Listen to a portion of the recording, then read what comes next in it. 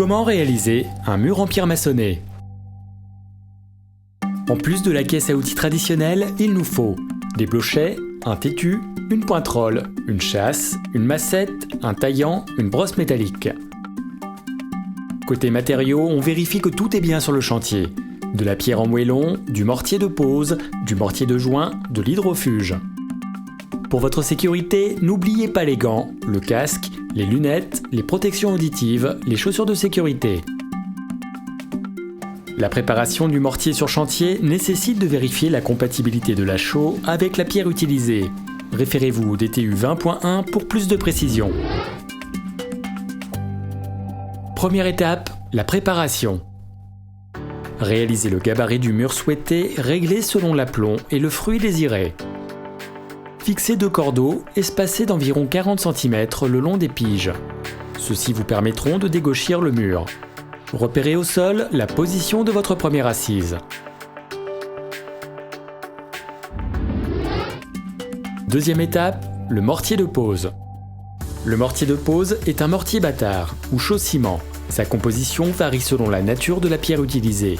Ses caractéristiques vous sont précisées dans le DTU 20.1. Troisième étape, la pose du premier rang. Étalez une première couche de mortier. Prenez une pierre au hasard sur le tas puis mettez-la en place le long du trait de repère en l'orientant de manière à créer une face esthétique.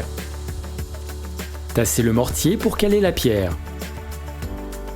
Les faces n'étant pas régulières, le réglage ne peut pas se faire directement au cordeau.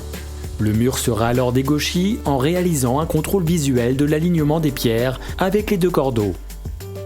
Posez les pierres suivantes en répétant les mêmes opérations.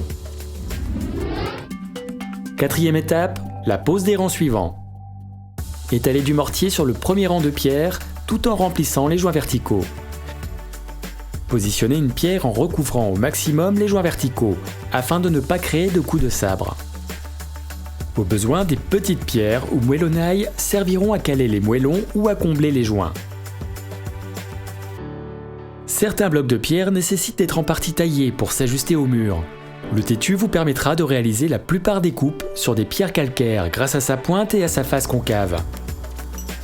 La chasse vous permettra quant à elle de réaliser des faces régulières. Au fur et à mesure de l'avancement du mur, remplissez l'espace arrière avec un mélange de mortier et de moellonnaille. Cela facilitera le montage des assises suivantes et participera à la résistance de l'ouvrage. Pensez à bien nettoyer les joints en enlevant le surplus de mortier dès que celui-ci commence à prendre. Cela facilitera la finition du mur. Cinquième étape, les chaînes verticales. Afin de renforcer le mur à ses extrémités ou dans les angles, un chaînage est réalisé à partir de gros blocs équarris. L'utilisation d'un taillant ou d'une chasse vous permettra de donner à vos moellons la forme désirée dans le cas d'une pierre calcaire. Sixième étape, la maçonnerie en hauteur. Si votre chantier le nécessite, vous allez devoir utiliser un échafaudage. Nous vous conseillons de doubler sa largeur pour créer une zone de stockage des pierres tout en vous laissant de l'espace pour maçonner en sécurité. Attention, l'échafaudage devra être dimensionné pour recevoir le poids conséquent de la pierre. Septième étape, le jointoiement. Le jointoiement est une étape importante de l'esthétique du mur.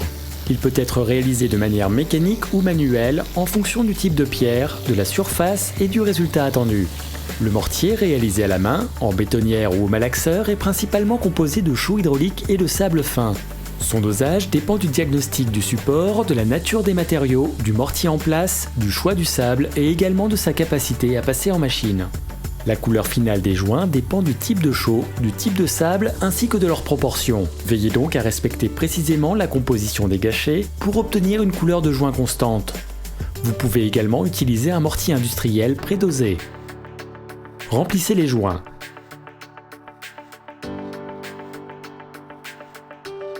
Serrez le mortier au fond des joints pour bien remplir toutes les cavités. Complétez au besoin. Grattez l'excédent de matière quand le mortier commence sa prise, puis laissez sécher.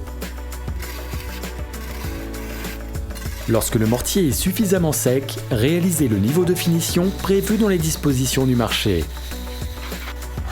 Un balayage des joints en fin d'application permettra d'ôter les poussières de mortier. Et voilà, c'est à vous de jouer.